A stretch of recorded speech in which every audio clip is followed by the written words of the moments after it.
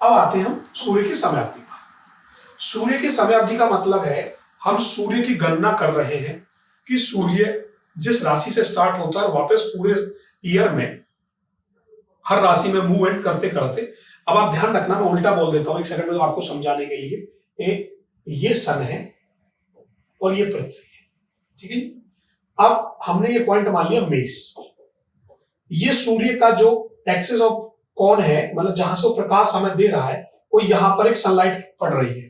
अब पृथ्वी मूव कर रही है, इस सनलाइट पार्ट पे जितना जितना अंश आता चला जाएगा वहां हम पहली राशि मान लेंगे, आगे बढ़ेगा फिर वृषभ आ जाएगी इस पॉइंट के, अगर ये आगे बढ़ेगा मिथुन आ जाएगी, ऐसे 12 के 12 सनलाइट यहां से घूमकर निकल जाएंगे और वापस घूमकर वापस मेष ही वापस आ जाएगा, ठीक है। तो उल्टा, अब बोल हम उल्टा रहे हैं, देखना बोल क्या रहे हैं, सूर्य की समय अवधि। अब मैं बोलूंगा सूर्य 12 राशियों में, सूर्य 12 राशियों में कब कब आता है उल्टा, बल्कि वो आता ही नहीं है, वो तो फिक्स है, राशियां आती है उल्टा। पर ज्योतिष के अंदर उस चीज को समझने के लिए हमेशा ग्रह किस राशि में आए हैं ये बोला गया है, ठीक है ना। तो अब हम जो यहां सूर्य की समय अवधि गणना करेंगे उसके लिए एक पॉइंट लिखा है मैंने, मकर संक्रांति। ये सबसे इंपॉर्टेंट है। और कब आती है मकर संक्रांति, आप अभी निकल गई गई है, एक एवरेज पहले 14 को आती थी, अब कभी कभी 15 को भी आ जाती है, अब की बार 15 को पड़ेगी, ठीक है। तो 14 जनवरी 15 जनवरी पर ही आती है। और इसके बाद जो अवधि है हमारी, वो अवधि हम कैलकुलेट करने जा रहे हैं हर प्लेनेट की। हम जो बात करने वाले हैं सूर्य की बात कर रहे हैं, तो सूर्य की बात को थोड़ा सा समझने से पहले हमें ये पता होना चाहिए कि जितने भी 9 प्लेनेट हैं हमारे, टोटल 9 प्लेनेट हैं, उन प्लेनेट को आपने आज से ही इस फॉर्म में याद रखना है। ध्यान रखना, पहले क्या फॉर्म याद रखोगे, केतु, शुक्र, सूर्य, इसकी शॉर्ट फॉर्म क्या हो गई, के सु सु, के सु सु, चे में रा, चंद्रमा मंगल राहु, अगली है गुरु गु से माइने शनि और वे माइने बुध। ये हमने अपने आप से याद रखनी, यही फॉर्मेट क्या बनेगी, के सु सु, चे में रा, गु से बु, क्योंकि इसी ऑर्डर में दशाएं आएंगी, इसी ऑर्डर में ही नक्षत्र आएंगे, इसी ऑर्डर में ही हमारी प्रेडिक्शन आएगी। तो मैं कल को अगर आपसे पूछूंगा मंगल के बाद क्या आता है, तो आपने सीधा बताना राहु। तो ये ऑर्डर फिक्स है हमारा। अब इस ऑर्डर के बाद हर 9 प्लेनेट जो हमारे, मैंने आपको बता दी, इन 9 प्लेनेट की जो राशियां हैं, 9 प्लेनेट जितनी भी राशि के अंदर है, ये हर राशि के अंदर फिक्स है। अर्थात ये 9 जो प्लेनेट होते हैं, इनका अपनी जिंदगी में एक फिक्स टाइम पीरियड होता है हर प्लेनेट का। कैसे, सूर्य एक राशि के अंदर फिक्स है, कितने दिन रहेगा, 30 डेज, न कम न ज्यादा, बिल्कुल फिक्स है, एक माह रहेगा 30 डेज। तो सूर्य कितने दिन रहेगा एक राशि में, 30 दिन, 30 दिन फिक्स है एक महीने। सबसे फास्ट मूविंग प्लेनेट है वो है चंद्रमा, ये मात्र 2.25 दिन रहता है, 2.25 दिन। हर 2.25 दिन के बाद ये अपनी राशि चेंज कर लेता है, ये फिक्स है। मंगल एक राशि में 45 डेज फिक्स है, 1.5 महीने, इससे ज्यादा वो नहीं रहता है। बुध एक राशि में लगभग 1 माह रहता है, लगभग, एग्जैक्ट पूछना चाहते हैं तो 27 दिन से लेकर 30 दिन के बीच में कभी कभी बन जाता है। गुरु एक राशि में लगभग 1 साल, फिक्स 13 महीने। शुक्र एक राशि में एग्जैक्टली वही 27 से 30 दिन, 1 महीने अप्रोक्सीमेट। शनि एक राशि में 2.5 साल रहता है, सबसे ज्यादा और स्लो कोई प्लेनेट है तो सैटर्न है, वो 30 मंथ एक राशि में रहता है। राहु 18 महीने रहता है, लगभग 1.5 साल, और केतु भी लगभग 18 महीने। ये फिक्स है कि इनकी राशियां में एक समय अवधि फिक्स है। ये समय अवधि ध्यान रखना चेंजेबल नहीं है, फिक्स है। आज यदि कोई, अगर सूर्य आज 26 डिग्री का है आज की डेट में, तो कल वो ऑटोमेटिकली 27 का हो जाएगा, क्योंकि सूर्य 1 डिग्री रोज चलता है और हमेशा जब कैलकुलेशन में भी बात करूंगा तो 1 डिग्री सूर्य के केस में 1 degree is equal to 1 day होगा हमेशा, सूर्य के केस में, केवल सूर्य के केस में। क्योंकि बाकी में कम बढ़ती क्यों हो सकता है, क्योंकि टोटल जो मुझे डिग्री देंगे, ये मेरा स्टार्टिंग पॉइंट होगा, एंडिंग पॉइंट, ये टोटल इसकी अवधि ही 30 डिग्री हुआ करेगी।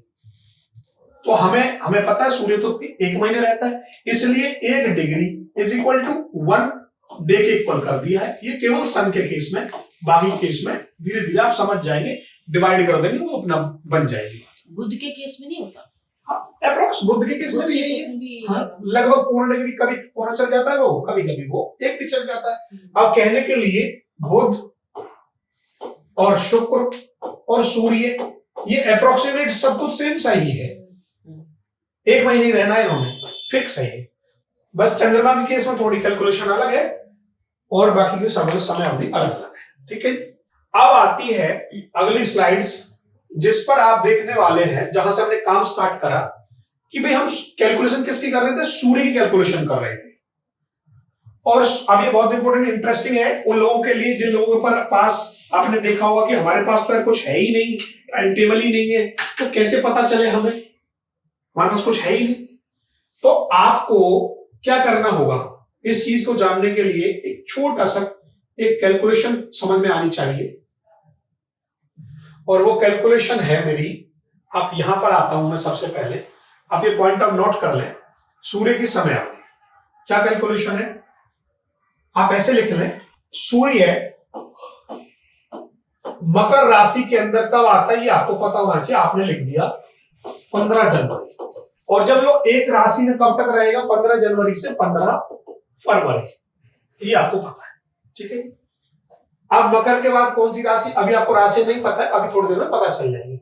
ये 10 नंबर राशि कहलाती है जी। नेक्स्ट कुंभ हो जाएगी 11 नंबर। तो ये 15 फरवरी से लेकर 15 मार्च तक रहेगी। ठीक है जी, कुंभ के बाद आ जाएगी मीन राशि। ठीक है जी, 15 मार्च से लेकर ये 15 अप्रैल हो जाएगी। ठीक है जी, मीन के बाद ये 12 नंबर हो जाती है मीन। ठीक है, ये आ जाएगी फर्स्ट अपनी मेष राशि। तो आपने इस साइकिल को घुमा देना है बस खाली, 15 अप्रैल से 15 मई, मेष के बाद वृषभ, 15 मई से 15 जून, वृषभ के बाद मिथुन, मिथुन 15 जून के बाद 15 जुलाई, और मिथुन के बाद कर्क 15 जुलाई से 15 सितंबर, सिंह 15 सितंबर से अक्टूबर, और 15 अक्टूबर के बाद दोबारा से कन्या आ जाएगी आपकी 15 अक्टूबर से 15 नवंबर, और कन्या के बाद तुला 15 नवंबर से 15 दिसंबर, तुला के बाद वृश्चिक 15 दिसंबर से 15 जनवरी। तो इस हिसाब से आपने ये पूरी एक टेबल बना लेनी है, और ये बहुत इंपॉर्टेंट टेबल है, यहां से हम बहुत कुछ निकालने वाले हैं। अब हम क्या निकालने वाले हैं, इस चीज से हमें क्या मिलने वाला है, इस चीज से हमें 2 चीजों की गणना मिलने वाली है। वो गणना क्या कहती है हमारी, वो ये कहती है कि आप लोगों को कुछ भी नहीं पता, केवल अब तक मैंने 2 चीजें मोटी मोटी बता दी। क्या बता दी, मैंने ग्रहों के बारे में आपको बता दिया, ग्रहों के बारे में बता दिया कि केवल 9 ग्रह हैं, केसु सु चैमेरा। दूसरा मैं छोटा सा हिंट पॉइंट आपको राशि के बारे में बता रहा हूं। फर्स्ट राशि मेष होती है हमेशा, बस याद रखें। सेकंड वृषभ होती है, थर्ड नंबर मिथुन होती है, 4 नंबर कर्क होगी, 5 नंबर सिंह होगी, कन्या 6 नंबर हो जाएगी, तुला हो जाएगी 7 नंबर, 8 नंबर हो जाएगी वृश्चिक, 9 नंबर हो जाएगी धनु, 10 नंबर हो जाएगी मकर, और कुंभ हो जाएगी 11 नंबर, और मीन हो जाएगी 12 नंबर। ठीक है, ये 12 राशि। अब इन 12 राशियों का ही खेल है और 9 ग्रहों का ही खेल है ज्योतिष के अंदर। अब आपको मैं एक समझाने के लिए एक फॉर्मूला बता रहा हूं, एक चीज बताना चाह रहा हूं, क्योंकि ना आज पहले दिन से ही आपको अभी से लगना चाहिए कि हम कुंडली में क्या देखकर बता सकते हैं सामने वाले को, आज से ये लगना चाहिए।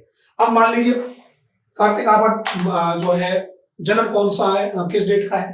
30/10/1992। सूर्य से हम 2 चीज निकालेंगे जी। एक निकालते हैं मंथ कि सूर्य कौन से, हमें मंथ गिवन होगा, और इससे निकालेंगे राशि। ठीक है, एक बार हमें राशि गिवन होगी, उससे निकालेंगे मंथ। क्लियर है? आप किसी भी केस को ले लो, आप क्लियर हो जाएगा। एग्जाम्पल के लिए हमें सूर्य पता है कर्क राशि में, कर्क राशि, तो क्या गिवन है? हमें राशि गिवन है, निकालेंगे क्या? मंथ निकालेंगे। ठीक है जी। अब हम मंथ निकालने के लिए सीधा प्लस करते हैं, ध्यान रखना, प्लस करेंगे जी। क्या करेंगे? मंथ निकालने के लिए क्या करेंगे? प्लस, और राशि निकालने के लिए क्या करेंगे? माइनस। सिंपल लिखिए उसको। अब लगा लो कुछ भी, बस वो एक छोटी सी गलत हो गई। अब देखो इसको, अब हमें क्या पता है? सूर्य कर्क राशि में है, 20 डिग्री का है। सूर्य कर्क राशि में 20 डिग्री का है। हमारे पास राशि गिवन है कर्क, 4 नंबर। 20 कहां आता है? इसमें हमें क्या करना होता है? +3 करना होता है। क्या आ गया? 7 आ गया। 7 नंबर का क्या मतलब हो गया? 7 नंबर 15 जुलाई से 15 अगस्त। ठीक है जी, 15 जुलाई से 15 अगस्त ये निकल गया हमारा सूर्य यहां। ठीक, अब उल्टा कर लो ऐसे ही एग्जाम्पल को। इसी का ही हम ले लेते हैं उल्टी बात का ही, कि हमें 5 अगस्त को सूर्य कौन सी राशि में रहेगा? अगस्त कौन सा महीना होता है? 8वां। 0 से 5 के बीच में आएगी। क्या करेंगे राशि निकालने के लिए? माइनस कितना कर देंगे हम? 4। -4। कितना बचा? 4 नंबर राशि कौन सी होती है? कर्क। क्लियर हो गया? तो आप किसी भी कुंडली के अंदर अगर हमारे पास चौकटा है, चौकटा बोलते हैं इसको, जिसमें एक नंबर लिखा हो, तो किसी भी व्यक्ति का टिप्सों पर ये जान सकते हैं उसका महीना, सूर्य का कौन बैठा हुआ है, और इससे हमें बहुत कुछ मिलता है। खाली व्यक्ति का जो सूर्य है वो भी आप नोट कर लें। व्यक्ति का सूर्य हमें क्या बताता है? व्यक्ति का सूर्य आत्मा के बारे में बताता है, आत्मकारक है। आत्मकारक हमारी व्यक्ति की जो सोल है। आपको आज से अगर किसी व्यक्ति को जज करना पड़े कि यार ये व्यक्ति है कैसा, तो हम ये प्योर सोल है। देखो, सांसारिक चीजों में रहते हुए 19-20 कमी बढ़ती हो सकती है, पर उसकी जो सोल है, कहते हैं ना कि यार इसके तो विचार ही गंदे हैं, इसका तो आवामंडल ही बेकार है, ये तो इसके तो सोचने का तरीका बहुत गलत है। एग्जैक्टली वो पता चलता है सूर्य से। यदि सूर्य आपका कहीं गलत परिस्थितियों में पड़ा हुआ है, गलत ग्रहों से आस्पेक्ट है, यदि सूर्य राहु के साथ बैठा है या राहु से आस्पेक्टेड है, देख रहा है, या किसी भी कारण से सूर्य पीड़ित है, तो आपको वास्तव में ही थोड़ा प्रॉब्लम उठानी पड़ेगी जीवन। ये पहला पॉइंट यहां से निकल जाए। अगली बात जो आती है हमारी, जिस पर हम आपको बार बार बोल रहे थे कि हम लोग बताने वाले हैं,